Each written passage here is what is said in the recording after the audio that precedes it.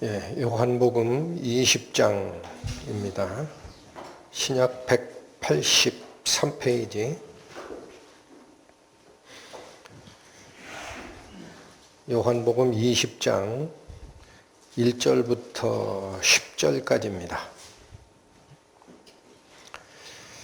안식 후 첫날 이른 아침 아직 어두울 때에 막달라 마리아가 무덤에 와서 돌이 무덤에서 옮겨간 것을 보고 시몬 베드로와 예수의 사랑하시던 그 다른 제자에게 달려가서 말하되 사람이 주를 무덤에서 가져다가 어디 두었는지 우리가 알지 못하겠다 하니 베드로와 그 다른 제자가 나가서 무덤으로 갈새 둘이 같이 다름질하더니 그 다른 제자가 베드로보다 더 빨리 달아나서 먼저 무덤에 이르러 굽으려 세마포 놓인 것을 보았으나 들어가지는 아니하였더니 시몬 베드로도 따라와서 무덤에 들어가 보니 세마포가 놓였고 또 머리를 쌌던 수건은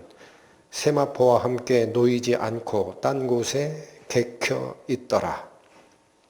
그때야 무덤에 먼저 왔던 그 다른 제자도 들어가 보고 믿더라. 저희는 성경에 그가 죽은 자 가운데서 다시 살아나야 하리라 하신 말씀을 아직 알지 못하더라. 이에 두 제자가 자기 집으로 돌아가니라. 기도하시겠습니다.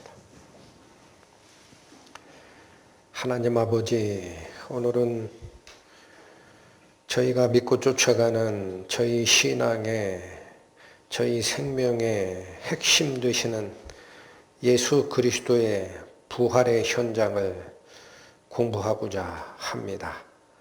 기록하신 말씀의 의미, 겸손한 마음으로 받아들이고 주께서 인도하시고자 하는 그 믿음의 세계로 저희 마음이 움직일 수 있도록 인도하여 주옵소서.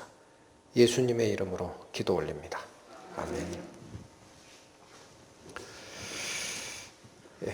지난주차 살펴봤던 것은 유대인 대제사장들은 예수님의 시체를 범죄자들을 묻는 성 밖의 별도 매장지에 매장하고자 한 의도가 있었지만 숨어 지내던 제자 아리마대 요셉이 나타나서 자기의 새로 판 돌무덤에 안장시키고 돌아갔다. 그 장면까지 살폈고 오늘 20장 드디어 이틀이 지난 뒤에 매장한 지는 3일째죠. 이 뒤에 안식 후 첫날이라고 합니다. 안식 후 첫날. 이 안식 후 첫날이 지금 요일로 얘기하면 일요일입니다. 유대인들의 날짜 계산 방식에 따르면 안식일이 토요일이거든요. 그러니까 안식 후 첫날이라고 그러면 일요일이에요. 일요일 이른 아침에 여기 막달라 마리아라는 예수님을 쫓아다니던 그 제자입니다. 여자 제자가 가서 무덤이 빈 것을 보았다라는 말씀이 1절에 나옵니다. 그래서 우리가 조금 어렵더라도 예수님께서 일요일날 부활을 하셨기 때문에 지금 개신교회들은 안식일을 지키는 게 아니에요. 안식일을 지키는 것은 유대교가 하는 얘기입니다. 유대교가. 그런데 예수께서 부활하신 날이 일요일 해뜨기 바로 전에 부활을 하셨기 때문에 우리는 일요일을 뭐라고 불러요? 주일. 주일이 뭐예요? 주의 날. 돌 주자를 쓰는 게 아니에요. 그건 한 주 할 때 그 주고 일요일을 주일이요라고 얘기할 땐 주님의 날이에요. 부활하신 주님의 날. 그래서 이거 우리가 그냥 넘어갈 수도 있지만 사복음서에 다 나옵니다. 예수께서 부활하신 날은 안식 후 첫날, 지금 요일로 일요일이다라는 얘기를 합니다. 그래서 이 일요일이 부활하는 날이 되어야 하는 이유와 의미가 여러분 구약 성경에서부터 예언된 거예요. 그래서 이게 조금 어렵지만 다시 한번 살피고 내용에 들어가겠습니다. 예, 우리 지금 예수께서 돌아가시는 것이 유월절 어린 양으로 죽는다라는 말씀 계속 드리고 있습니다. 그래서 그거와 연결된 규정이 하나가 있습니다. 먼저 유월절 규정 다시 한번 보시면 레위기 23장 5절에서 8절까지죠. 정월 14일 저녁은 여호와의 유월절이요. 이달 15일은 여호와의 무교절이니 7일 동안 너희는 무교봉을 먹을 것이요. 이렇게 됩니다. 그래서 무교절이라는 이 절기가 15일이 무교절이다라고 하는데 7일 동안 진행된다라는 겁니다. 그래서 달력으로 예를 들어서 표시한 겁니다. 예를 든 거예요. 하면 정월이죠. 정월 15일부터 15일 7일 동안이면 이렇게 진행이 됩니다. 그래서 이게 무교절이라고 표현합니다. 6월절은 어디를 얘기하는 거죠? 14일 저녁 여기입니다. 여기 그 순간이에요. 순간 14일 전체가 아닙니다. 여기 양 잡는 그 시기 그리고 무교절이라고 합니다. 그래서 여기 연두색으로 표시한 요 7일 이거를 무교절이라고 표현하는데 저거는 이스라엘 달력에서 15일에서 정월 15일에서 21일까지로 정해져 있기 때문에 저 기간이 우리 지금 현대인이 사용하는 일주일에 어느 요일에 걸릴지는 아무도 몰라요. 바뀌어지게 돼 있어요. 그게 무교절인데 7절 그 첫날에는 너희가 성회로 모이고 아무 노동도 하지 말지며 이 말이 있죠. 그래서 첫날이 안식일입니다. 첫날이 안식일이에요. 요 15일이 안식일이에요. 또 8절 너희는 7일 동안 여호와께 화제를 드릴 것이요 제 7일에도 성회로 모이고 아무 노동도 하지 말라. 자, 제 7일도 아무 노동도 하지 말라. 그러면 어느 날입니까? 마지막 날. 이 두 날이 아무 노동도 하지 말라라는 말이 안식일입니다. 그래서 요거를 명절 안식일이라고 합니다. 다시 보시면 토요일 안식일이 있어요. 이거는 정규 안식일 혹은 주간의 안식일이라고 하고 명절, 6월절 명절 첫날과 마지막 날도 안식일이다라는 얘기 이미 살폈습니다.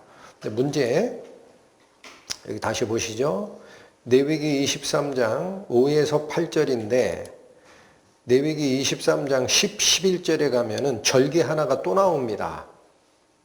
이게 초실절인데 6월절 기간 중에 일어나는 절기입니다. 내용이 어떻게 되느냐. 10절 이스라엘 자손에게 고하여 이르라. 너희는 내가 너희에게 주는 땅에 들어가서 너희의 곡물을 거둘 때에 곡물을 거둔다라는 게 뭐예요? 추수할 때예요. 추수할 때 위선 너희 곡물의 첫 이삭 한 단을 제사장에게 가져갈 것이요 제사장은 너희를 위하여 그 단을 여호와 앞에 연락되도록 흔들되 안식일 이튿날에 흔들 것이며 라는 요 절기가 있습니다. 이게 무슨 절기라고 하냐면 자 곡물의 첫 번째 수확물 곡물의 곡식의 첫 번째 수확한 이삭 한 단을 드린다라는 거예요.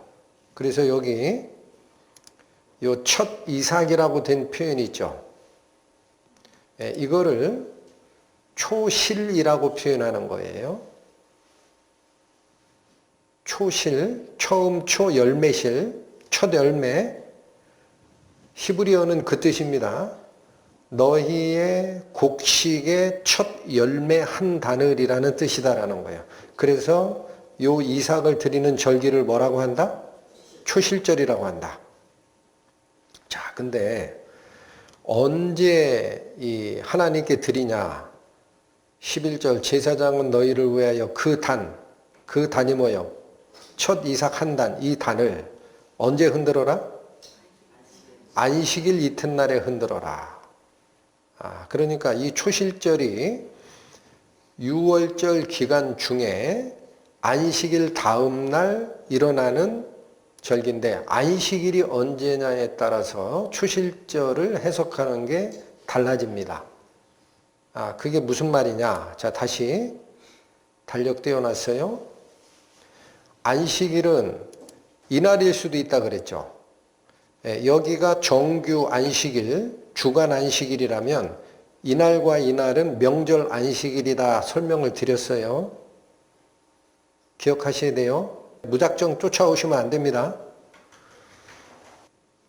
여기가 안식일이라면 안식일 다음 날은 이날이죠.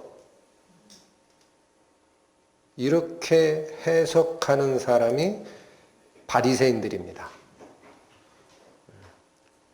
여러분 율법, 성경에 정통한 사람들이 사내들인 회원, 공회원 중에 제사장 계통인 사두개인이 있어요. 이 사두개라는 얘기가 사독에 해당하는 단어예요. 사독이 제사장이에요. 그 사독 제사장에서 따온 말이에요. 그래서 제사장 계통에서 선정된 사람들이 사두개인이고 바리새인은 율법을 해석하는 랍비들이에요. 근데 이렇게 해석합니다. 누가? 바리새인이. 그런데 안식일을 정규 안식일로도 볼 수 있죠. 그러면 안식일 이튿날은 19일이 됩니다. 이렇게 해석하는 사람들이 사두개인입니다. 왜 이 해석이 갈라졌을까? 제가 굉장히 궁금했어요. 나중에 찾아보니까 바리새인들이 예수님의 부활 날짜하고 이날이 겹치는 걸 보고 의견을 바꿔버린 거예요. 참 신기해요. 사두개인은 성경대로 해석을 한 거고, 그래서 이걸 조금 더 봅니다. 어디가 맞을까라는 거예요. 그래서 자, 요 뒤에 이어지는 15절, 16절이 힌트입니다. 여기 똑같이 레위기 23장 15, 16절에 나오는 말인데 15절 뭐라고 나오느냐? 안식일 이튿날 곧 너희가 요제로 단을 가져온 날부터 세어라라고 그래요. 그래서 7안식일의 수요를 채우고 제7안식일의 이튿날까지 합 50일을 계수하라 그래요. 여기 보십시오. 안식일 이튿날 곧 너희가 요제로 단을 가져온 날. 여기 보세요. 안식일 이튿날이죠. 단을 가져오라고 그랬어요. 요제로 가져온 날이라는 말이 무슨 얘기냐? 요가 흔들 요자예요. 애기들 잠자오느라 이렇게 흔드는 그 침대 요람이라고 하죠. 흔들 요자입니다. 그래서 요제라는 말은 곡식단을 흔들어 바친 날, 그게 이날이잖아요. 안식일 다음 날. 그래서 이 말이에요. 안식일 다음 날 곧 어느 날이냐? 너희가 곡식단을 흔들어 바친 날부터 세란 얘기예요. 그래서 얼마를 세요? 7 안식일 수요를 채우고 7 안식일 이튿날까지 세라. 그래서 얼마를 맞춰라? 합 50일이 맞아야 된다라는 거야. 그래서 여러분 이 50일이 임하는 이때가 우리 한자로 열흘을 뭐라 그래요? 순이라 그래요. 한 달 30일이면 1일부터 10일까지를 상순이라 그래요. 1월 상순, 1월 중순, 1월 하순 할 때가 10일, 10일, 10일 얘기예요. 그래서 50일이라는 거를 오순이라고 합니다. 오순절이 초실절에서부터 카운트를 하는 거예요. 이해가 되시죠? 네, 요 말이 있어요. 그래서 여기 중요한 게 지금 이렇게 점점점점 밑줄 친 거예요. 7 안식일을 세고 나서 제7번째 안식일 이튿날까지 50일이 되는 규정이 뭘까라는 거예요. 그래서 여기 보십시오. 자, 안식일 이튿날 이것을 1월 16일로 보는 경우, 아까 바리새인들이 주장한 거 여기 무교절의 첫 번째가 안식일이니까 그 이튿날 여기를 초실절 단을 흔드는 것으로 보면 7 안식일이 지나가야 된다 그랬죠. 그럼 어떻게 돼요? 이렇게 지나가야 돼요. 여기서부터 여기가 안식일이에요. 하나, 둘, 셋, 넷, 다섯, 여섯, 일곱. 맞죠? 7 안식일이 지나고 어느 날이다? 여기 잊어버리셨죠? 7 안식일 이튿날. 그래서 요 날로 시작하면 안식일이 7번 지나가고 그 다음날 여기입니다. 이게 바리새인들이 해석하는 방식인데 이렇게 날짜 계산을 해보니까 46일 나와요. 안 맞아요. 그렇죠? 성경이 안 맞아요. 그래서 다시 안식일 이튿날이라는 이 얘기를 정규 토요일 다음 날인 일요일로 이해를 한 거예요. 그러면 여기가 안식일이잖아요. 아까 얘기한 주간 안식일, 다음 날이면 여기죠. 여기로 보자라는 거죠. 이게 누가 얘기하는 해석이다?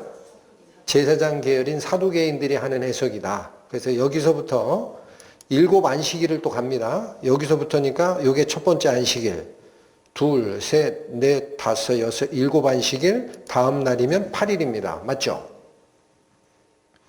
이렇게 날짜 계산을 하면 정확하게 50일입니다.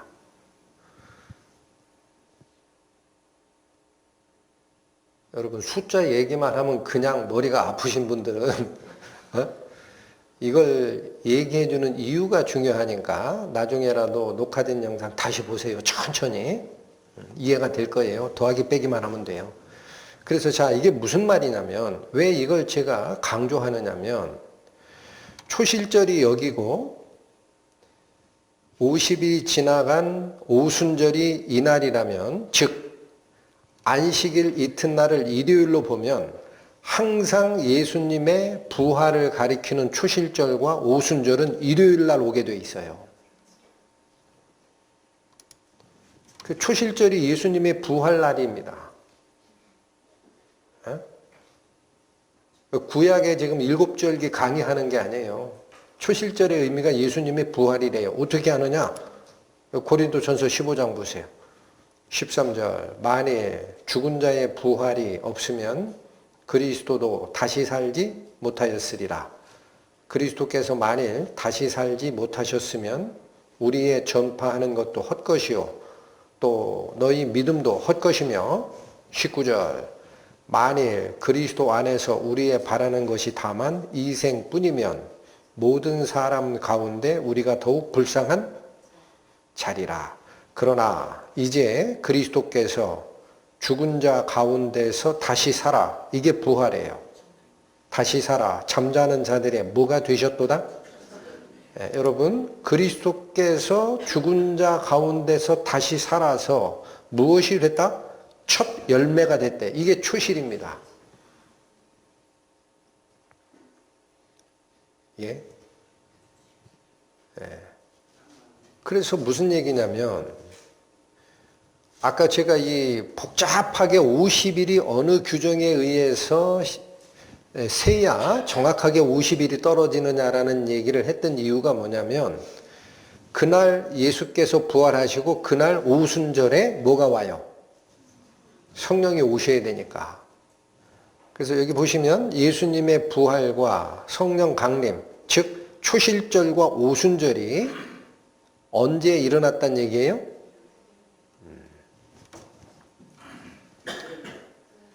이해가 되세요? 여러분 그래서 전에도 한번 유월절 어린 양을 정월 10일에 양을 골라놓고 14일까지 간직했다가 14일 해질 때 잡으라. 둘 다가 이루어져야 된다라고 제가 자꾸 뒤집어 파죠, 성경을. 왜 그래요? 예수께서 유월절 어린 양으로 오셔서 죽어야 되기 때문에 그걸 창세 전부터 하나님이 예정해 놓은 사건이기 때문에 창세하고 아담 만들고 타락하고 출애굽할 때 모세에게 줬던 말씀, 유월절 어린 양은 정월 10일 날 양을 골라놓고 14일까지 간직했다가 그날 해 떨어질 때 잡아라 라는 말씀을 해 주셨다면 그 유월절 어린 양의 몸통 본체이신 예수께서 죽는 날 그 사건과 왜 안 맞아야 되느냐라는 얘기를 하는 거예요. 반드시 맞게 돼 있습니다. 추실절도 마찬가지예요. 그래서 자, 다시 보십시오. 골로새서 2장 16, 17 말씀. 그러므로 먹고 마시는 일이나 명절이나 초승달 축제나 안식일 문제로 아무도 여러분을 심판하지 못하게 하십시오. 이 말이 뭐예요? 어떤 사람 자꾸 유대교의 7 명절을 자꾸 지키려고 한다고. 그 지켜야지 하나님이 주신 건데. 그 명절 문제. 초승달 축제라는 건 구약에 보면 그 달에 1일이 있어요. 1일. 월삭이라고 합니다. 월삭. 1일 날 안식해야 돼요. 일주일마다 안식해야 돼요. 이런 문제. 자, 명절 문제, 월삭에 안식하는 문제, 일주일마다 안식하는 이 문제로 아무도 여러분을 잘못됐다라고 얘기하지 못하게 하래요. 왜 그래요? 구약의 이런 명절 문제나 이런 것은 장차 올 것들의 뭐요? 그림자일 뿐이요. 실체는 누구 속에 있다? 그럼 여러분 명절이 유월절 중에 있었던 일주일 중에 있었던 안식일 다음 날 첫 이삭의 열매를 드리라. 그게 예수 그리스도께서 죽은 자 가운데서 부활하사 첫 열매가 되셨느니라 라는 예수님의 부활을 나타내는 예표라면 예수님의 부활이 중요한 거지 일곱절기가 뭐가 중요해요? 아직도 이거 지키는 사람들 많아요. 갈라디아서 4장 9절에서 11절 마찬가지입니다. 이제는 너희가 하나님을 알 뿐더러 하나님의 아신 바 되었거늘 어찌하여 다시 약하고 천한 초등학문으로 돌아가서 다시 저희에게 종노릇 하려 하느냐. 여러분 여기 약하고 천한 초등학문으로 돌아가라 돌아가지 말라. 그럼 이게 뭘 얘기하는 걸까? 밑에 거예요. 밑에. 너희가 날과 달과 절기와 해를 삼가 지키니 그리스도의 실체 일곱절기의 실현 본체인 예수님을 알고도 이날이 중요해, 이달이 중요해, 절기를 지켜야 돼 라고 하는 사람들은 그게 율법적 초등학문을 쫓아가려고 하는 태도다라는 거예요. 그렇게 되면 내가 너희를 위해 수고한 것이 어떻게 될까 두려워하노라? 여러분 구약은 반드시 기억하십시오. 그림자입니다. 그림자. 그럼 우리가 이 일곱절기를 자꾸 얘기하는 이유는 뭐냐? 일곱절기 지키자는 얘기가 아니에요. 하나님의 교회처럼 일곱절기 지키자라는 얘기가 아니라고. 그게 아니고 본체는 어디예요? 그러니까 그리스도의 부활과 성령의 오심이 무슨 뜻인지를 아는 게 더 중요한 거지. 자, 다시 본문으로 돌아오십니다. 요한복음 20장 1절에 안식 후 첫날 이른 아침 아직 해가 뜨기 전에 어두울 때에 막달라 마리아가 무덤에 와서 어떤 현장을 봅니까? 돌이 무덤에서 옮겨간 것을 보았다라고 합니다. 여러분 그 아리마대 요셉이 예수님의 시신을 장례했던 그 무덤이 돌무덤인 거 알고 계시죠? 그래서 거기 안에 두고 큰 돌을 굴려서 막아놨다라는 말씀 지난주에 설명드렸어요.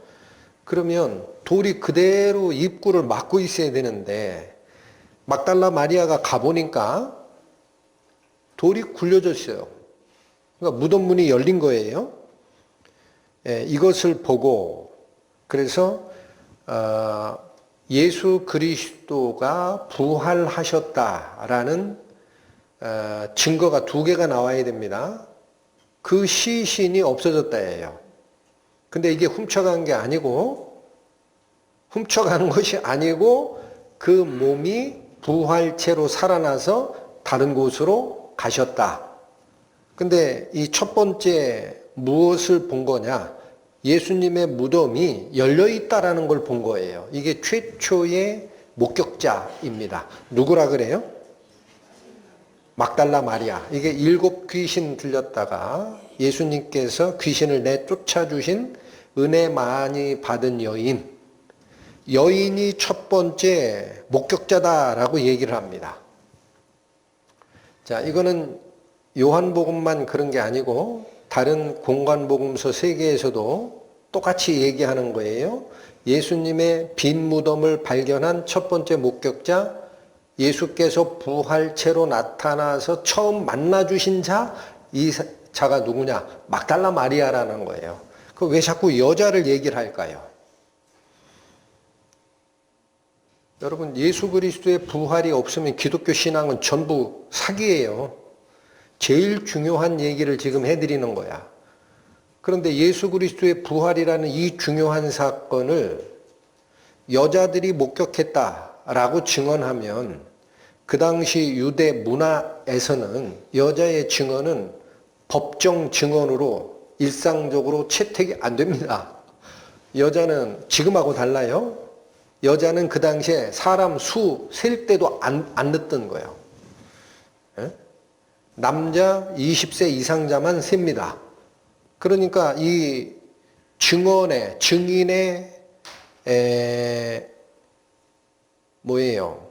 증인의 효력이 없는 여자 입에서 왜 자꾸 이 얘기를 하느냐는 얘기죠. 바꾸고 생각하셔야 돼요.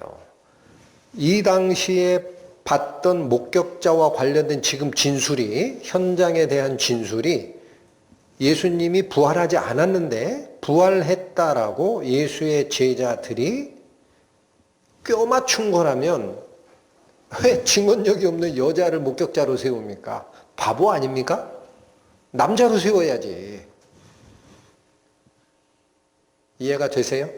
그래서 이것은 꾸며낸 얘기가 아니다라는 거예요. 꾸며냈다면 진짜 천치다. 예수의 제자들은 진짜 천치다.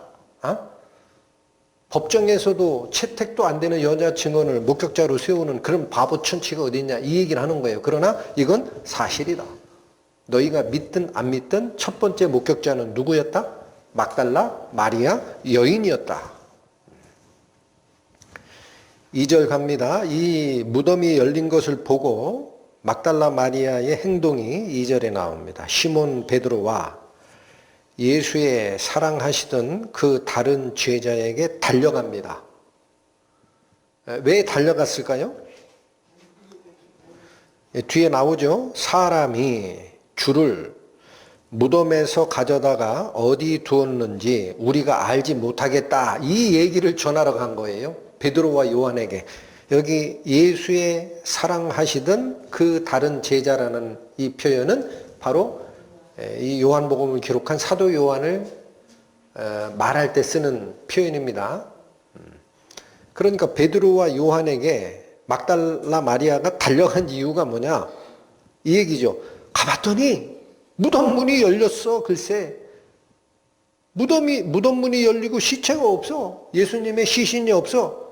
아마도 사람들이 예수님의 시신을 딴 데다 옮겨 놓으려고 무덤을 열었나 봐. 이 얘기를 하러 달려간 거죠.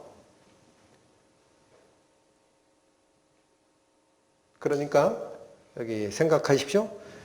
기록된 성경을 다 읽고 있는 우리는 예수께서 부활해서 빈 무덤인 상태라는 걸 알지만 그 당시에 막달라 마리아 이 여인의 입장에서 생각해 보세요.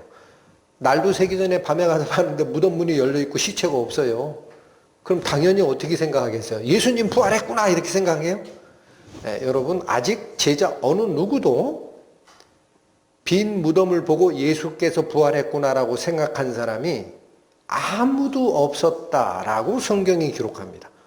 그러니까 당연히 드는 생각이 뭐냐? 여기 분명히 예수님 묻는 거 내가 봤는데 돌로 입구를 이게 막아놓은 걸 봤는데 없어? 돌이 굴려져 있고 무덤은 비어 있어. 그럼 누가 도굴 했거나 이 예수님의 시체를 딴 데다 옮겨놨구나 이렇게 생각한 거예요. 그래서 냅다 달려갔습니다. 3절 보시죠. 베드로와 그 다른 제자가 나가서 무덤으로 갈새. 자, 이 소식을 듣고 베드로와 그 다른 제자, 사랑하시던 제자 요한이 다름질해서 갑니다. 무덤으로. 이거 큰일 났구나 이거예요. 4절 둘이 같이 어떻게 해요? 큰일 난 거예요. 뛰어가는데 그 다른 제자가 베드로보다 더 빨리 달려갑니다. 이거는 있는 그대로를 표현하는 거예요. 이게 어떤 사람은 요한이 베드로보다 예수님을 더 사랑해서 빨리 달렸다. 뭐 별의별 해석들을 하는데 그 얘기를 하는 게 아닙니다. 여기는 있는 상황 그대로를 얘기하는 건데 가장 근접한 설명은 요한은 젊었고 베드로는 나이가 들었어요. 누가 빠르겠어요? 젊은 사람이 빠르죠. 그래서 둘이 같이 다름질하더니 그 다른 제자가 베드로보다 더 빨리 달려가서 먼저 무덤에 도착합니다. 자, 이게 지금 이 표현을 잘 보시면은 별거 아닌 표현인 것 같은데 굉장히 사실적이고 자세해요. 예? 그러니까 빈 무덤에 달려간 게 베드로와 요한이다라는 이 기록은 요한복음에만 있어요, 여러분. 다른 데서는 베드로만 얘기를 해요. 요한은 빼요. 요한은 뺀다고. 그런데 요한복음만큼은 누구를 집어넣어요? 본인을 집어넣어요. 왜 넣었을까요? 그동안에 기록되어 있던 마태, 마가, 누가복음에 베드로 얘기만 하고 실제 그 현장 상황을 목격한 자기가 봤던 상황이 빠진 게 있거든. 그래서 다른 복음서가 예수님, 그러니까 AD 한 60년 이후에 써진다고 보는데 다시 말씀드리지만 요한복음은 여기서부터 한 30년 뒤에 써져요. 그래서 이 복음서를 다 알고 있다고. 근데 이거 적어놓은 말씀들이 상황이 부족한 게 많다 이거야. 그 자기를 딱 집어넣고 있는 그대로를 설명하는 겁니다. 그럼 도착했으면 들어가야죠. 무덤에. 근데 안 들어가요. 예, 이게 차이예요. 자, 5절 들어가지는 아니하였더니 하고 6절 시몬 베드로도 따라와서 자 늦게 도착했죠. 무덤에 들어가 보니 세마포가 놓였고 또 머리를 쌌던 수건은 세마포와 함께 놓이지 않고 딴 곳에 객혀 있더라. 자, 그러니까 무덤 밖에서 5절 보면 4절은 사도 요한이 먼저 도착해요. 그런데 무덤에 들어가지는 않고 구부려서 5절 구부려 몸을 구부려 가지고 세마포 놓인 것을 봐요. 무덤에 예수님 시신 있는가?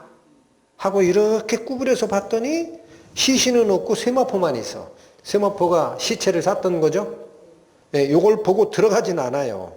그런데 6절 시몬 베드로가 뒤늦게 따라와서는 베드로는 그런 짓 해요, 안 해요? 무덤에 직방 들어갑니다. 이게 베드로 성격이에요. 네, 갈릴리 바다에 그 풍랑 일구 배가 나아가지 못할 때, 야, 우리 죽게 생겼다 하는데 예수님께서 밤에 그 갈릴리 바다를 걸어서 오시는 모습을 보고 유령이다 난리가 났었던 기억 나시죠? 근데 그분이 뭐라 그래요? 나니까 두려워 말라 했더니 베드로가 뭐라 그래요? 주시면 나로 오라 하소서 하고더니 호수 위로 그냥 뛰어들잖아요. 그죠? 몇 발짝 가다가 파도가 확 치니까 예수님 모습이 안 보였을 것 같아. 중간에 파도가. 이러니까 두려워함으로 물속에 빠져가는지라 예수께서 손을 딱 잡아서 꺼내주시면서 믿음이 약한 자야 이렇게 얘기하잖아요. 그러니까 베드로는 그렇게 직선적이에요. 그러니까 볼 것도 없이 뛰어들어간 거예요. 무덤 속을 뛰어들어갔습니다. 가서 뭘 보느냐 7절 6절 하반부터 가보니 세마포가 놓여있고 또 머리를 쌌던 수건은 세마포와 함께 놓이지 않고 딴 곳에 개켜 있더라. 요걸 뒤따라 들어간 요한이 기술한 겁니다. 그럼 여기 보십시오. 여기 이건 사도 요한과 베드로 간의 성품의 차이, 누가 예수님을 더 사랑해서 빨리 달렸느냐 그런 얘기가 아니고 있는 그대로를 기록한 건데, 베드로는 즉각적으로 예수님 시신만 확인하러 간 거예요. 있나 없나. 근데 요한은 왜 안 들어갔을까요? 왜 안 들어갔어요? 어떤 분은 베드로가 선배니까 미리 와서 먼저 들어가면 안 될까 봐 그런 생각을 언제 합니까? 지금 이 급한 시국에. 그게 아니에요. 지금 이 상황이 얘기하려고 하는 거는요, 사도 요한은 굉장히 자세하게 보는 거예요. 무덤 문이 열렸다? 그러면 현장이 어떻게 생긴 거야? 누가 도둑질한 거 흔적이 있는가? 그렇지 않은 게 있는가를 현장 감식반처럼 하나씩 확인하고 있는 겁니다. 여러분, 이게 중요합니다. 그래서 이 모션이 요한복음에만 기록이 돼 있어요. 안 들어가요. 여러분, 사건 현장이 이 경찰서에 신고가 되면 수사관들 감식반원이 나오죠. 그 사람들이 궁금하다고 두르면 안 되니까. 왜 안 돼요? 현장 보존이 안 되잖아. 그래서 이 띠 딱 쳐놓죠. 폴리스 라인. 못 들어와. 거기 왜 두르면 안 돼요? 현장에 보존이 안 되잖아. 그러니까 사도 요한이 한 이 행동은, 제가 이 구절을 읽을 때 느낀 것은 현장 감식반원과 같은 치밀함입니다. 그래서 어떻게 된 거야 하고 보기만 하고 안 들어갔는데 베드로가 탁 들어가요. 손 친 거지. 그러니까 사도 요한도 들어가서 본 상황을 뭐라고 하느냐. 6절의 하반부터예요. 세마포가 놓여 있는 게 보여요. 그 말은 시체는 없다는 얘기야. 시체가 있었으면 시신을 세마포로 싼 상태로 같이 있어야 되죠. 세마포가 놓여 있는 게 보이고, 7절에 또라고 합니다. 또 머리를 쌌던 수건은 세마포와 함께 놓여 있지 않고 딴 곳에 개켜 있더라 라는 거예요. 그럼 여러분, 이게 나사로, 죽은 지 사흘 돼서 냄새가 나는 나사로를 예수께서 부활시키실 때, 무덤에서 불러내실 때, 말을 제가 수정할게요. 부활 아니에요, 그거는. 죽은 육체를 살린 거예요. 할 때 그 모습 기억하세요. 몸뚱어리가 다 뭐예요? 세마포로 쌓여 있고, 얼굴은 다른 수건으로 감겨 있어서 풀어놓아 보고 다니게 하라라는 말씀이 있었죠. 그러니까 이스라엘의 매장 방식이 그렇답니다. 몸을 감싸는 것은 세마포로, 큰 포로 감싸고, 이 머리 부분이 있죠. 이건 따로 감싸요. 그래서 어떻게 된 거냐? 세마포도 있고, 요 머리를 감쌌던 수건, 이 수건도 세마포랑 같이 겹쳐 있는 게 아니라, 표현 잘 보세요. 딴 곳에 세마포가 놓여 있는 곳 말고 그 저쪽 편에 개켜 있더라 라고 표현하죠. 이게 무슨 말이에요? 개켜 있다라는 게 무슨 말이에요? 우리 빨래해서 옷장에다 넣을 때 개서 넣죠? 이 번역이 깨끗하게 개놨다라는 뜻으로 잘못 오해가 돼요. 여기 개켜 있더라라고 표현된 이 단어가 헬라어로는 엔툴리소라는 단어입니다. 근데 그 단어를 쫓아 들어가 보면 감싸다, 영어로 WRAP, 랩 알죠? 여러분 음식물 랩으로 싸죠? 둘둘 말아서 짜장면 시켜 먹으면은 그 짜장면 그릇에 랩으로 싸가지고 오잖아요. 그 랩이라는 단어랑 또 둘둘 말다라는 롤 어라운드라는 단어예요. 이 단어가. 그러니까 이게 무슨 뜻이에요? 풀어가지고 차곡차곡 쌓아놨다라는 개념이 아니고 원래 얼굴을 이렇게 둘둘 말았겠죠.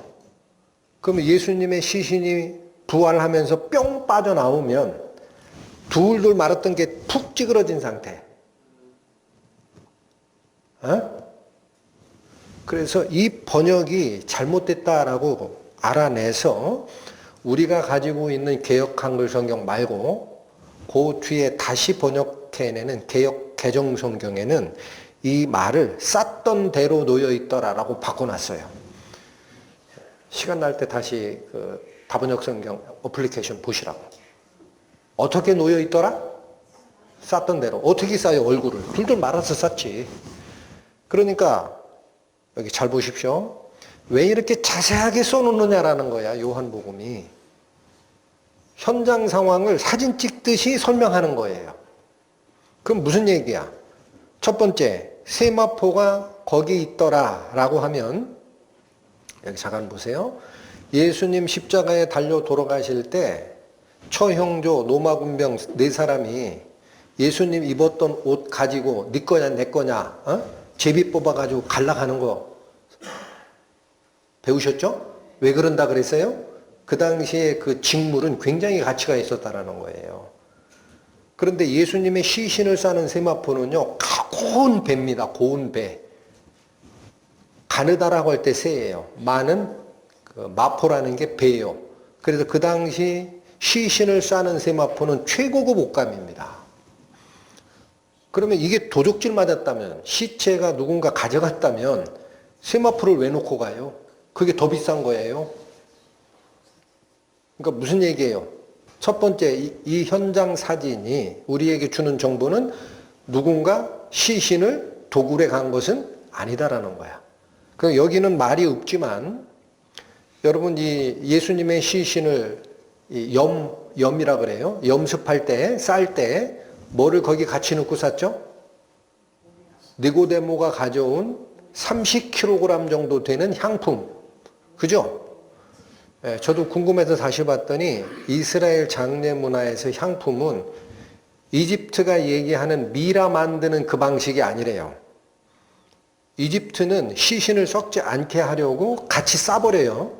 그래서 액체 상태로 그냥 이 시신에 베어들게 그 향품을 쓰는 반면에 이스라엘에서 장례식 때 향품을 쓰는 것은 냄새 안 나고 향기로우라고 쓰기 때문에 그 모든 향품은 분말 형태로 만든 거래요. 그래서 무슨 얘기냐? 예수님의 시신을 도굴해 가려고 하면 세마포를 놓고 갈 리가 없고 또 거기에 넣었던 분말 형태의 향품은요 엄청 비싼 겁니다. 왕의 장례식 때 쓸만한 양이었어요. 그거 왜 안 가져갔냐 이거요. 한마디로 무슨 얘기입니까? 시신에 관련된 물질적 가치 이거를 도굴해 가려고 했다면 세마포를 놓고 갈 이유가 없다라는 거고 또 하나 아까 말씀드린 그거예요. 이 머리를 감쌌던 수건은 세마포가 놓인 그곳에 같이 엎쳐져 있질 않고 딴 곳에 원래 쌓여있던 상태대로 놓여 있더라라는 거예요. 그러면 그게 뭐예요? 예수님 몸을 쌌던 요 세마포의 위치와 예수님 지금 시신이 땅에 눕혀졌다 가정하세요. 머리를 쌌던 게 위치가 다르죠. 그 상태에서 몸만 빠져나온 모습이라는 거예요. 꼭 뭐하고 똑같이? 그 꼬치에서 애벌레가 나온 것처럼 싹 몸만 빠져온. 그래서 원래 쌌던 대로 놓여 있더라라고 개정개혁 성경이 그 개켜 있더라라는 단어를 번역했다라는 얘기입니다. 이해가 되십니까? 자, 이 감식반의 입장에서 이 현장을 보고 요한복음을 기록하는 사도 요한의 시선에 잡힌 모습이 뭘까를 잘 생각하시라는 거예요. 외부 사람이 도굴에 갔으면은 세마포 놓고 갈 이유 없어요. 그리고 지금 뒤에 살피겠지만 그 도굴된 아리마대 요셉이 팔아왔던 새 무덤은 거기 지키는 자가 있었어요. 누가 지켜요? 로마 군사가. 그 나중에 이게 없어지니까 유대인 대제사장들이 난감한 거예요. 3일 만에 부활한다는 말이 다시 소문 돌면 어떻게 하나? 해가지고 그 경비병들에게 뭐라 그래요? 나중에 봅니다. 경비병들이 천사를 봐요. 뭐냐면 입막음해요. 돈을 왕창 매겨가지고 니들 졸 때 밤에 제자들이 와서 저기 훔쳐갔다라고 그렇게 소문 퍼뜨려? 이렇게 얘기해 줍니다. 그러면 자, 경비병들이 존다 가정하세요. 대제사장들이 퍼쳤던 소문대로 잠깐 졸고 있어요. 그러면 돌을 소리 나지 않게 잘 굴렸다 쳐. 그럼 거기다가 세마포 풀어놓고 예수님 시신만 가져갑니까? 제자들이 훔쳐갈 때. 단 1초라도 경비병들이 깨기 전에 시신 옮겨야 되죠? 통째로 메고 가지. 아, 이해가 가죠? 현장 감식반의 사진에 지금 찍힌 게 이 모습이다라는 거. 그러니까 이거는 외부 사람이 도굴해 간 것도 아니고 제자들이 이렇게 쌌던 세마포와 얼굴을 감쌌던 수건이 그대로 놓은 상 그걸 풀어가지고 다시 개놓고 갈 리도 없고 그거 아니다. 현장 사진이 얘기하는 건 그게 아니다. 그 요즘에 프로파일러라는 게 유행하잖아요. 타살이냐 자살이냐 딱 감식하면 나오잖아요. 그대로 사도 요한이 기록을 하고 있더라. 자, 그래서 8절 다시 보세요. 7절 베드로가 들어가서 이 모습을 다 보고 나서라는 게 8절 그때에야 무덤에 먼저 왔던 그 다른 제자 이게 누구예요? 네, 사도 요한도 들어가서 봅니다. 근데 여기 특이한 단어가 있어요. 보더라가 아니에요. 보고 믿더라. 뭘 믿었을까? 자, 이 상황을 아주 현장 감식반처럼 기록하고 있는 사도 요한의 이 관찰력, 이 눈에 들어온 그 모습은요, 도굴은 아니다라는 거예요. 도굴을 이렇게 해가는 도굴꾼이 없다. 세마포 그 값싼 걸 놔두고, 머리를 감쌌던 거 그냥 놔두고 가는 그런 도굴꾼이 어딨냐. 뭔가 일어났다 이거야. 시신이 없어졌는데 도굴은 아니다. 그러니까 아마도 사도 요한의 입장에선 예수께서 부활한 게 아닐까? 이 사실이 들어온 겁니다. 그래서 이 지금 20장에 저 뒤쪽에 가보시면 믿지 못하던 도마에게 예수님께서 나타나셔가지고 내 옆구리 창자국에 손 좀 넣어보고 내 손바닥에 이 못자국을 보고 믿는 자가 되라라고 얘기했던 29절에 가니까 예수님께서 이렇게 얘기하시죠. 예수께서 가라사대 너는 나를 본 고로 믿느냐?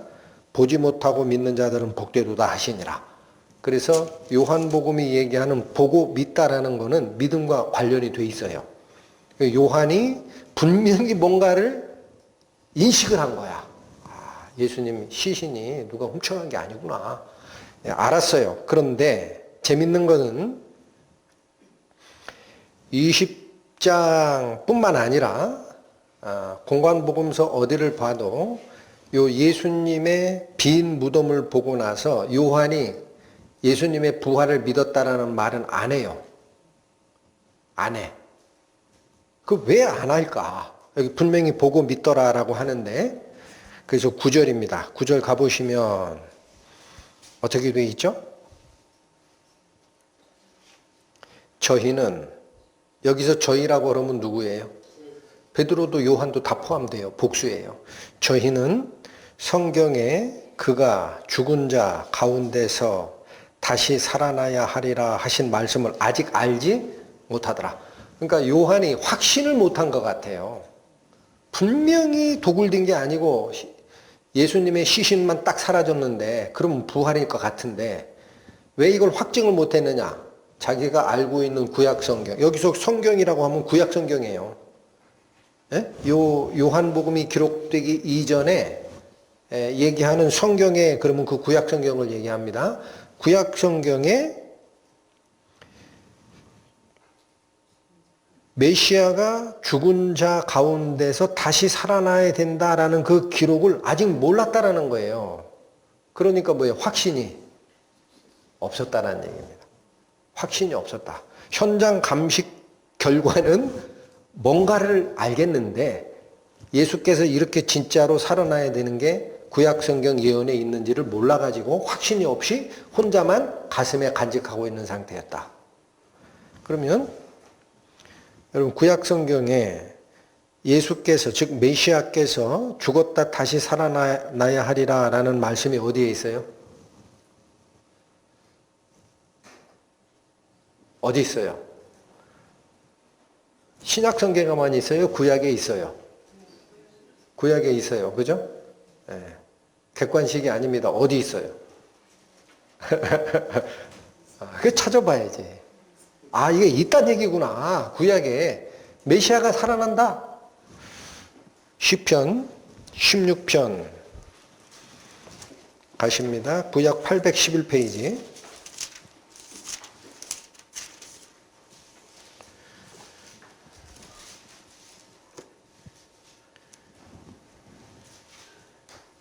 시편 16편, 이게 다윗이 쓴 시편인데 이게 메시아 시편 중에 하나입니다. 거기 보시면 811페이지 시편 16편 8절부터 보시죠. 내가 여호와를 항상 내 앞에 모시며 그가 내 우편에 계심으로 내가 요동치 아니하리로다.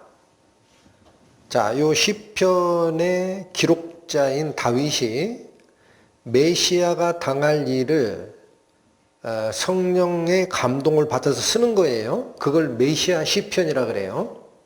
근데 뭐라고 합니까? 내가 여호와를 항상 내 앞에 모시며 그가 내 우편에 계심으로 내가 요동치 아니하리로다. 9절 이러므로 내 마음이 기쁘고 내 영광도 즐거워하며 내 육체도 어떻게 되리니? 육체가 썩으리니 안전히 거하리니. 안전히 거하리니. 이게 뭐예요? 육체가 썩지 않는다, 보존된다라는 뜻이에요. 10절 이는 왜 육체가 안전할 것이다 라고 하느냐? 이는 내 영혼을 음부에 버리지 아니하시며 주의 어떠한 자로? 여러분 하나님의 거룩한 자라는 표현은 하나님의 아들 메시아 예수님에게만 쓰는 표현이에요. 주의 거룩한 자로 어떻게 하시지 않게 하실 것이라? 이게 예언되어 있는 거예요. 사람들은 요 시편 16편 10절만 가지고 이게 나중에 사도 바울도 이걸 인용을 하고 베드로도 인용을 합니다. 예수님 부활했어. 바로 이 구절에 의해서 라고 얘기하는데 8, 9, 10절이 다 연결이 돼요.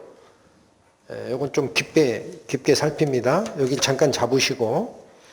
자, 시편 16편 8절이 내용이 그거였죠. 내가 여호와를 항상 내 앞에 모신다. 같이 동행하고 있다.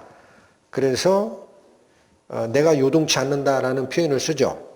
여기를 잡으시고 요한복음 8장 가십니다.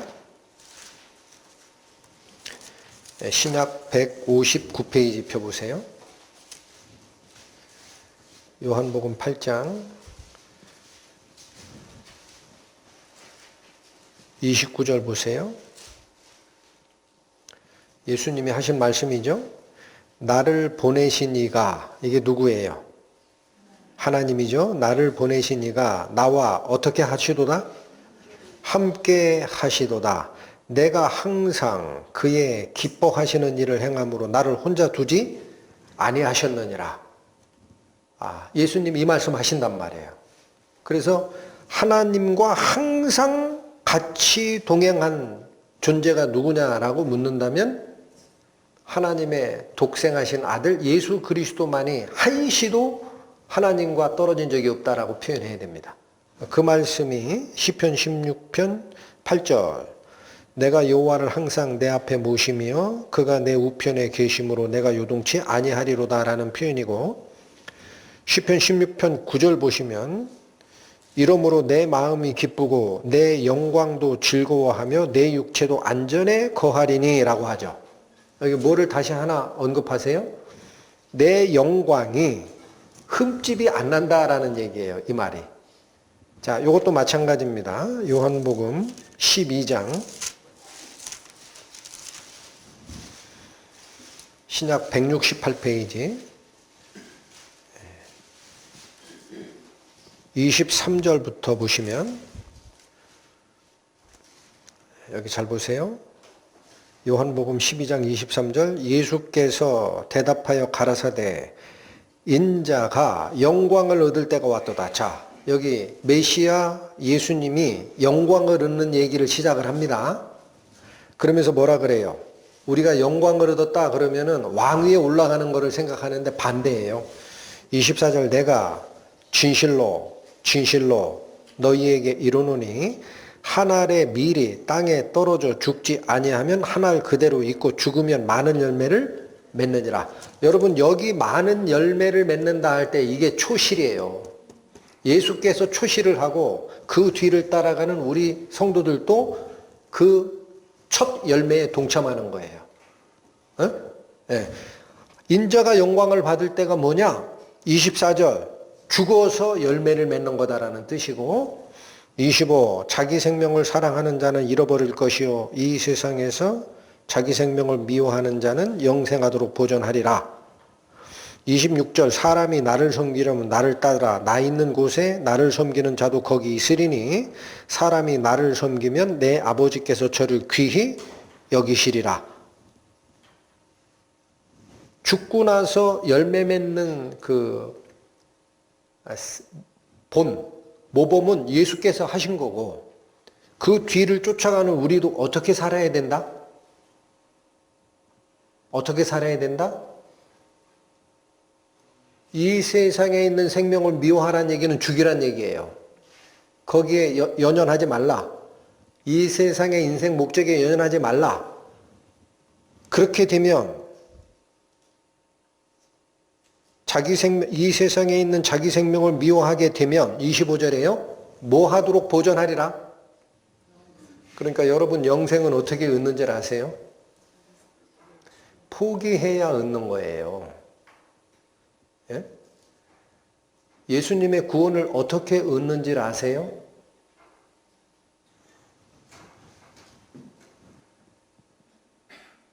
자기 지금 살아가는 이 인생의 생명 다 집어 던지는 경험이 없는 자는 구원이 아니에요. 나중에 심판 때 딱 쓰시면 알 겁니다. 아, 목사가 한 소리가 아니구나. 그 전부 가짜입니다. 여기 어느 자가 영생하도록 보존되리라고 돼 있어요. 25절 이 세상에서 자기 생명을 어떻게 해야 된다?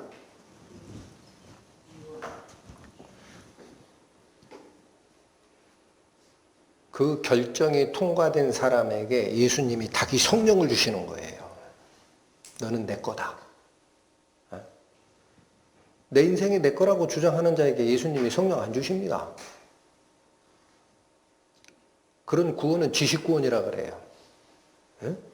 그래서 뭐라 그래요? 26절 사람이 나를 섬기려면 어떻게 해야 된다? 따르다라는 게 무슨 말이죠? 내 길을 따라오란 얘기예요. 내가 죽어서 부활체로 다시 났듯이 너희가 나의 제자가 되고 싶으면 똑같은 길을 따라와야 돼. 나를 따르라. 나 있는 곳에 나를 섬기는 자도 거기 있으리니 사람이 나를 섬기면 내 아버지께서 저를 귀히 여기시리라. 지금 내 마음이 민망하니 무슨 말을 하리요? 아버지여 나를 구원하여 이때를 면하게 하여 주옵소서. 그러나 내가 이를 위하여 이때에 왔나이다. 아버지여 아버지의 이름을 영광스럽게 하옵소서. 자, 28절 끝에도 영광이고요. 예수께서 하시는 이 짤막한 이 말씀의 시작점인 23절도 영광입니다. 인자의 영광을 받을 때가 이렇게 이루어지면 28절 누가 영광스럽게 된다? 나를 보내신 성부 하나님께서 영광을 얻게 된다. 이 방법밖에 하나님의 영광에 도달할 수 있는 자가 아무도 없다. 그래서 시편 16편 9절 다시 가보세요. 잡고 계시라고 말씀드렸습니다. 이러므로 내 마음이 기쁘고 내 영광도 어떻게 해요? 그러면 예수 그리스도의 영광은 어느 역사를 통해서 하나님께 영광 돌리고 자기도 부활하게 되는 겁니까? 하나님이 보냈던 그 일, 네 목숨을 다른 죄인의 목숨값으로 대신 내놓으라. 그러면 마찬가지 이 세상에 눈 돌리고 목적 인생 설계하고 돈과 사업과 자녀와 성공과 건강을 위해서 쫓아가던 그런 사람들이 이 세상에 있는 자기 생명이 더러워졌음을 알고 냅다 버리고 영생을 취하기 위해 너를 쫓는 자가 있을 것이다. 그 자에게 너의 성령을 주라. 이게 구원입니다. 그래서 10절 왜 이렇게 될 거냐? 내 영혼을 음부에 버리지 아니하시며 주의 거룩한 자로 썩지 아니할 것임이니라. 예수님의 부활이 우리 성도의 부활이 되는 것은 알고 계시죠? 우리 부활이 왜 확증적입니까? 그럴 수도 있고 안 그럴 수도 있고가 아니라 예수께서 부활한 대로 왜 우리가 부활해야 합니까? 이 세상의 생명을 버렸기 때문에. 그래서 너는 내 거야 하고 하나님께서 성령으로 이 속에 도장을 딱 찍어놨어요. 할렐루야. 할렐루야. 성령으로 인치셨다고 한다고. 도장 찍어놓은 이 사람은 소유권이 내 게 아니라 누구 걸로 바뀌었어요? 예수 걸로 바뀌었어요. 예수 거. 그래서 내가 십자가에 예수와 함께 못 박히고 다시 살 때는 누구와 같이 산다? 예수님과 같이 사는 거예요. 이 속에 있는 자아는 죽고 내 속에 다시 사신 예수님의 영을 받아서 그 음성을 따라서 살아가는 자가 된다. 그게 이 메시아 시편 아닙니까?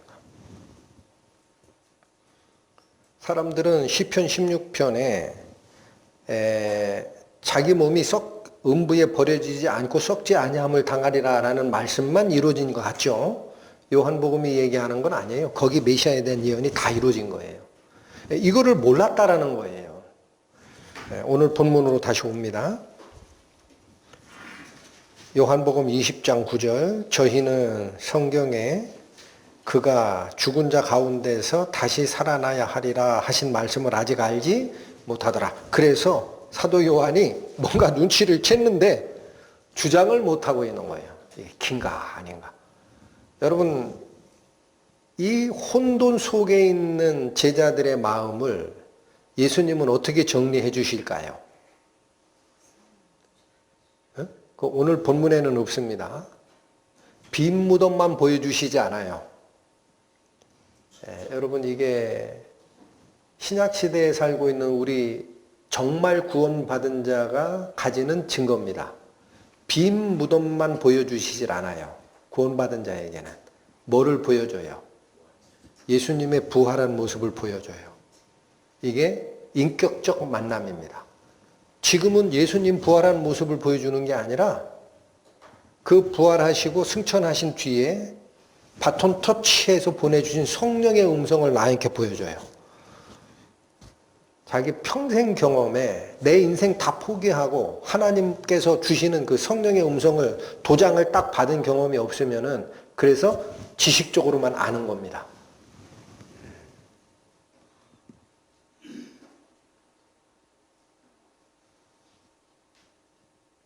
저와 여러분이 이 말씀 앞에서 굉장히 겸손해져야 돼요. 심판 때 가가지고 그때 쭉정이로 판단하지 마시고 하나님 앞에 기도하셔야 돼요. 하나님 저 성령 받은 거 맞습니까? 하나님 예수께서 얘기하시는 영생하도록 보존된다는 조건이 이 세상에 있는 내 생명 미워해야 된다 그랬는데 하나님 저 하나님 앞에서 이 생명 포기한 적 맞습니까? 아니면 지금이라도 제 마음에 오셔가지고 올바르게 나 자신을 진단하게 하시고 주님 앞에 모든 인생을 내가 던지는 결정이 있기를 원하오니 나를 도우소서 기도하셔야 되는 겁니다. 그냥 그런 얘기 저런 얘기 또 목사가 똑같은 얘기 하는가 보다 하고 지나가시면 안 돼요.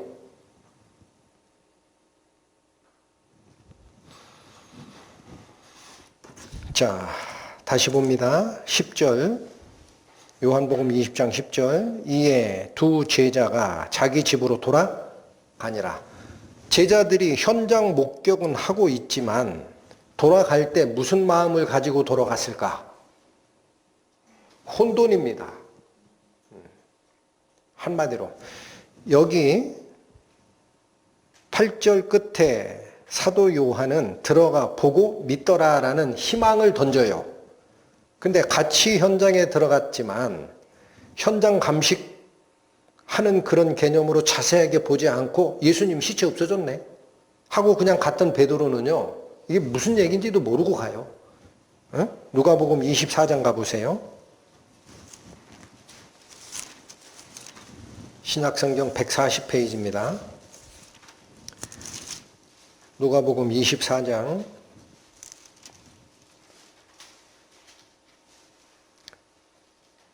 12절. 베드로는 일어나 무덤에 달려가서 굽으려 들여다보고 세마포만 보이는지라 그 된 일을 이해하더라 믿더라 아니면 다른 용어가 써져요? 이상하다 여기며 집으로 돌아가더라. 알 수가 없는 사태가 벌어졌다라는 거예요. 베드로도 이거 알아요. 시신 도굴 행한 거라면은 왜 세마포까지 같이 가져가야지. 모습이 그대로 있는데, 돌돌 말려 있는 그대로 있는데 예수님 시신만 없었는데 그럼 도굴이 아닌데 예수님 시신만 사라진 건데, 근데 그거를 이해를 못 하겠는 거야. 그 나중에 막달라 마리아가 예수님 부활하신 예수님을 처음 만나요. 와가지고 다시 얘기할 때 예수님 부활했다는 말을 제자들이 안 믿었다고 돼 있어요. 성경에 어떻게 돼 있는지를 모르니까. 자, 여기 조금만 더 살피겠습니다. 요한복음에서는 현장 감식 사진만 지금 보여드린 거예요. 기존에 있었던 마테마가 누가복음에 예수님의 빈 무덤에 대한 사건이 밝혀내지 못했던, 자, 이래도 도굴이냐? 이 얘기를 하시는 거예요. 사도 요한이. 현장 사진처럼 내가 찍어줄 테니까 너희가 스스로 판단해라. 이래도 도굴이냐? 이게. 그런데 여러분, 요한복음 20장은 무덤 문이 열린 상태를 보는 막달라 마리아의 목격으로부터 시작을 하죠. 왜 열렸을까요? 그 얘기를 안 해요. 요한복음은. 왜 안 했을까요? 아니, 앞에 써놓은 복음서에 있으니까.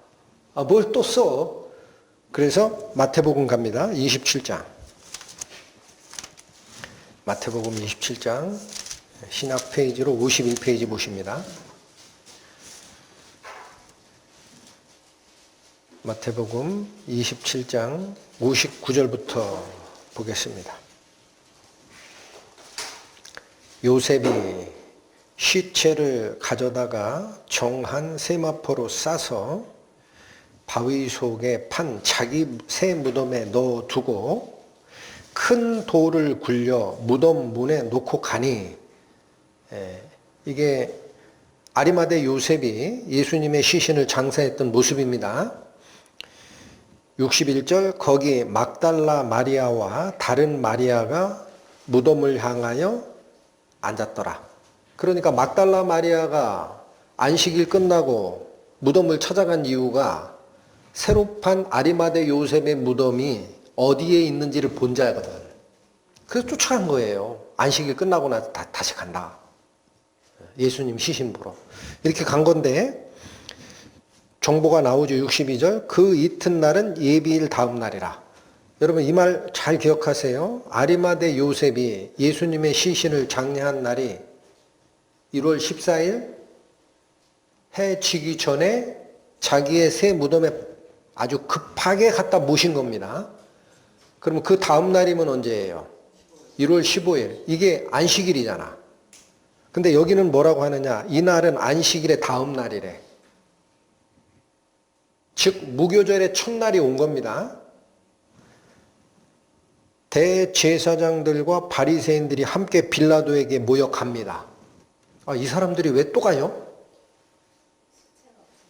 가만히 생각하니까 하나 생각난 게 있어요. 야, 이거 그냥 놔두면 안 된다. 그게 63절입니다. 주여, 빌라도를 주라고 얘기하는 이게 존칭이에요. 극존칭. 총독에 대한 극존칭. 저 유혹하던 자가 살아있을 때 말하되, 저 유혹하던 자가 살아있을 때 말하되 누구? 세상을 미혹했던 거짓 선지자 예수가 라는 뜻이에요. 예수가 살아있을 때 말하기를 내가 사흘 후에 다시 살아나리라 한 것을 우리가 기억하노니. 여러분 여기 기억하다라는 이 단어는 헬라어적 의미가 뭐냐면요. 몰랐다가 갑자기 생각이 난 거예요. 그러니까 이거예요. 대제사장들은 예수가 십자가형에 처해 있기 때문에 어디다 묻고 싶었죠? 안식일이 오기 전에 빨리 죽여서 시체를 치워달라고 빌라도에게 요구할 때 성 밖에 있는 처형자 무덤에 묻기를 기대하고 그 요구를 한 건데 갑자기 아리마대 요셉이 탁 나타나가지고 그 시신 내가 장례할 거요 해서 가져갔다는 소리를 들었어요. 그러니까 그게 공회원의 존귀한 공회원, 사내들의 멤버 중에 최상위층이니까 대제사장들이 뭐라고 못하겠고 개인 무덤에 묻는다고? 가만있어 봐. 그러면 율법에 이게 어긋나는 거 아니야? 다른 시신이 이 처형자 시신 때문에 오염되는 거 아니야? 했더니 아무도 묻은 적이 없는 새 무덤이래. 그러면 무덤 자체만 오염되니까 괜찮겠네 하고 그냥 말았던 거예요. 근데 하루 딱 지나고 나서 생각한 게 뭐예요? 아니 가만히 있어. 그거 아니다. 예수가 살아있을 때 죽고 사흘 후에 부활한다는 얘기를 했지 않냐? 그러니까 어때요? 이게 시신이 없어지면 부활했다라는 소문이 또 퍼지죠? 그 쫓아간 거예요. 빌라도에게. 그래서 63절 주여 저 유혹하던 자가 살았을 때 말하되 내가 사흘 후에 다시 살아나리라 한 것을 우리가 이제 기억났습니다. 그래서 어떻게 해달라는 거야? 어떻게 해달라? 64절부터 그러므로 분부하여 그 무덤을 사흘까지 굳게 지키게 하소서. 그의 제자들이 와서 시체를 도적질하여 가고 백성들에게 말하되 그가 죽은 자 가운데서 살아났다라고 하면 어떻게 돼요? 후의 유혹이 전보다 더 될까 하나이다. 예수님 시신이 3일 만에 없어지고 나서 제자들이 뒤집어 씌운다라는 거예요. 예수님 시체가 부활했다. 그래 버리면 백성들이 예수님 쫓아오다가 미혹된 거를 대제사장들이 율법으로 정죄해가지고 죽인 건데 백성들이 야 예수님 부활했다는 소문 때문에 다시 휩쓸리면 옛날보다 더 미혹되는 자가 많을까 합니다. 이런 얘기예요. 그래서 어떻게 해요? 이 얘기를 했더니 65절 빌라도가 가로되 너희에게 파수꾼이 있으니 가서 힘대로 굳게 하라. 빌라도가 허락해요? 안 해요? 허락한 거죠. 지켜라. 자, 여기 이 문장이 너희에게 파수꾼이 있으니 라고 할 때 이 파수꾼이 성전 경비대냐 빌라도가 내어준 로마 병사냐 가지고 의견들이 나눕니다. 근데 이 파수꾼이라는 이 단어는 로마 병사에게 쓰이는 전문 용어입니다. 그래서 이 번역은 명령법이라고 얘기를 하고 귀찮게 이렇게 귀찮은 듯이 얘기한 거예요. 야 파수꾼 내줄 테니까 니네들이 알아서 지켜. 이렇게 얘기한 겁니다. 그래서 66절 저희가 파수꾼과 함께 가서 돌을 어떻게 하고 인봉하고 무덤을 어떻게 하니라? 굳게 하니라. 거기 보초 다 세우는 거예요. 여러분 예수님의 시체가 도적질 당할 시간이 있었다면 언제일까요?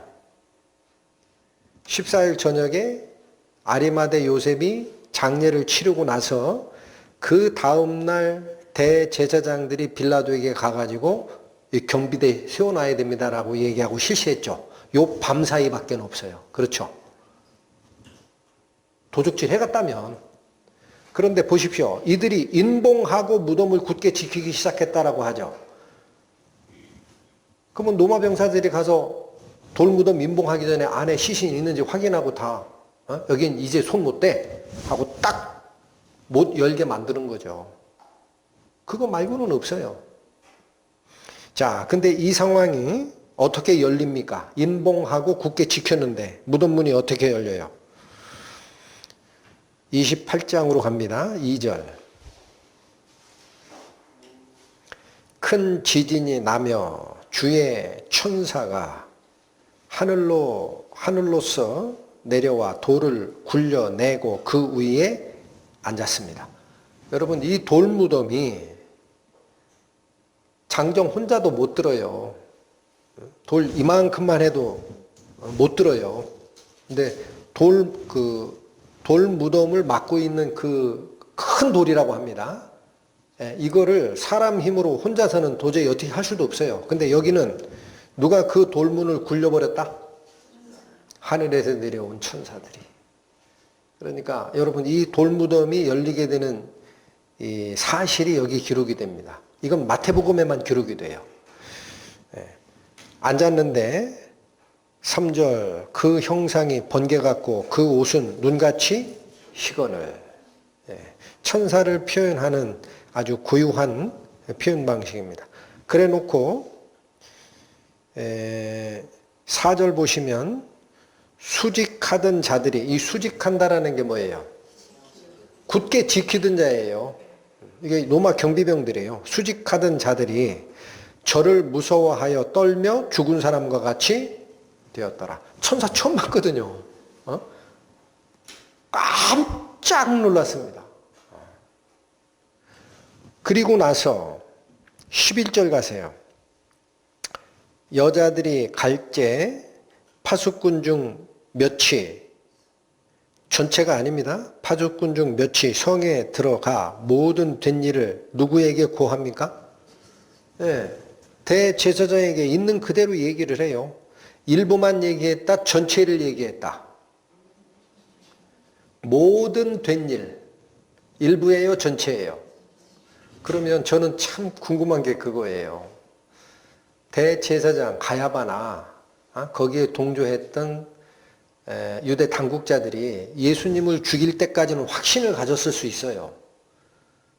그런데 그 무덤 경비병들이 된 일, 야 갑자기 지진 나고 내가 못 보던 하나님의 천사 같은 사람들이 내려와서 돌 굴려버렸다? 이 얘기를 다 했으면 아이고야 우리가 메시아를 죽인 게 아니냐, 이렇게 돌아가야 맞지 않습니까? 모든 된 일을 다 고했는데 대제사장들이 회개합니까? 더 갑니다. 12절. 그들이 장로들과 함께 모여 어떻게 해요? 의논해요. 무슨 꿍꿍이 모의를 하죠? 군병들에게, 자 여기 군병이라고 하죠. 이 단어가 바로 로마 병사에게만 쓰이는 단어입니다. 그래서 아까 그 파수꾼이라는 단어도 로마 병사에게 쓰이는 단어고, 이 군병이라는 단어도 그러하기 때문에 빌라도가 경비병 한 조 내줄 테니까 네가 알아서 지켜라 라고 했다는 거예요. 그 군병들에게 뭐를 많이 줘요? 야, 이거 횡재죠, 횡재. 아마도 이 당시에 그 무덤을 지키던 그 경비조는 그거 잃어버리면 자기 생명이 왔다 갔다 하는 상태예요. 로마법이 그렇게 엄격합니다. 그래서 일단은 대제사장들에게 임무가, 빌라도가 대제사장들 보고 알아서 지켜라, 내가 병사 내줄 테니까 했으니까 이 된 일을 대제사장들에게 고했는데 책망받을 줄 알았는데, 이놈의 시키더라, 아무리 천사가 내려와도 끝까지 지켜야지 그걸 두고 오냐? 이 소리 들을 줄 알았는데 아니에요. 입마감 하려고 돈을 많이 줍니다. 이거 횡재났어요. 그리고 13절 가로되 이렇게 얘기하라는 거예요. 너희는 말하기를 그의 제자들이 밤에 와서 우리가 잘 때에 그를 도적질하여 갔다 하라. 소문을 알려줍니다. 그러니까 대제사장들이 천사가 돌문을 굴렸다라는 그 증언, 그들이 부들부들 떨면서 했던 현장 증언을 무시하고 거짓으로 입막음한 겁니다. 이어집니다. 14절. 만일 이 말이 총독에게 들리면, 자, 이들은 로마 총독 휘하에 있는 병사이기 때문에 대제사장들이 오케이 했다고 끝나는 게 아니라 나중에 총독에게 가가지고 또 벌 받을 수 있어요. 그렇죠? 그러니까 이 말입니다. 만일 이 말이 총독에게 들리면 우리가 권하여 너희로 근심되지 않게 하리라 하니, 아마도 주석가들이 예측하는 게 그거예요. 이 된 일을 고하러 갔던 병사들에게 돈을 조금 줬다 그래요? 많이 줬다 그래요? 빌라도를 매수하려면은요, 그거 5배, 10배 줬을 거다 그래요. 빌라도 가만히 있겠습니까? 야, 걱정하지 마라. 네가 모시는 상관 빌라도 총독이지 우리가 해결할게. 그건 염려하지 말고 내 시키는 대로만 해. 야, 얼마면 돼? 1억? 여기 있어? 이렇게 한 거예요. 이 상황이. 않게 하리라 하니 군병들이 돈을 받고 가르친 대로 하였으니 군병들이 따라갔죠, 그대로. 이 말이 오늘날까지 유대인 가운데 두루 퍼지니라. 자, 여러분, 그래서 이미 미리 기록이 돼 있던 마태복음의 이 무덤문이 열린 사건이 있지만 현장 증언이 부족했다라고 느낀 거예요, 사도 요한이. 그래서 여기 이 말, 군병들이 퍼쳤던 거짓말, 예수의 제자들이 와서 스승의 시신을 도적질해갔다라는 이 거짓말이 한 30년 돌아다닌 겁니다. 한 30년 돌아다닌 거예요. 그 유대인들은 다 이렇게 믿었다라는 거예요. 이걸 고증하는 신학자들이 고문서를 이렇게 써보면은요, 그런 소문이 돌았다는 거예요. 그러니까 30년 후쯤 쓰는 사도 요한의 이 증언은 다른 사람 안 세웁니다. 누구 세워요? 자기. 내가 봤어. 내가 그 당시에 베드로 같이 달려갔거든. 내가 젊어서 빨리 갔는데 나는 현장 감식반처럼 가만히 살피고 있는데 베드로 쑥 들어가더라. 야, 아, 나 따로 들어가 봤어. 했더니 야, 제자들이 시신 훔쳐갔으면은 군병들이 잘 때 훔쳐갔으면 몰래 거기서 뭐 세마포 풀르고 있겠냐? 들쳐매고 튀었지. 아닌데. 라고 현장 사진을 공개한 겁니다. 그래서 여러분, 예수 그리스도의 이 빈 무덤과 다음 주차 이후에 또 살필 예수 그리스도의 부활 현현, 부활하셔서 제자들 앞에 나타나는 이 사건은 그 이후에 불신자들이 사실일까 아닐까를 두고 여러 사람이 고민하고 뒤집어 팠던 사건입니다. 근데 신기하게도 제대로 판 사람은 다 믿고 돌아와요. 제대로 판 사람은 거짓말이다가 아니라 맞다. 여러분, 예수는 역사다라는 우리말로 번역된 책 있죠? 네 스트로벨인가요? 시카고 트리뷴지 기자였던 이분이 책을 써버렸어요. 자기가 그 사람이었거든. 마누라 부인이 자꾸 예수 믿는다고 막 가니까 내가 이 사이비 종교에 대해서 실체를 파내리라 하고 기자 정신을 발휘해가지고 뒷조사를 다 했는데 몇 년 조사를 하다 보니까 맞아. 그래가지고 믿었다는 거 아닙니까? 저는 오늘 말씀을 이렇게 상고하면서 든 생각이 뭐냐면, 아무리 현장 사진을 사도 요한이 제시한다고 그래서 이 글을 읽고 있는 자가 믿음이 생길까? 그것만 가지고는 안 됩니다. 구원은 이 성경 말씀을 이해한 게 구원이 아닙니다. 뭐가 나한테 도장을 찍혀야 구원이에요? 하나님의 성령의 인침을 받아야 됩니다. 하나님이 누구에게 성령 준다 그랬어요? 누구에게 영생하도록 보존한다라는 약속을 준다 그랬어요? 이 세상에서 자기 생명을 미워하고 내 길대로 쫓아오는 그 자가 나 있는 그곳에 같이 존재할 영생의 소유자가 될 것이다. 이 말씀 다시 한번 새기는 시간 됐으면 합니다. 기도하시고 마치겠습니다. 하나님 아버지, 예수 그리스도의 구원 사역은 세상을 만들기도 전부터, 창세 전부터 아버지 하나님께서 계획하셨던 사건이다 라고 성경이 말씀하십니다.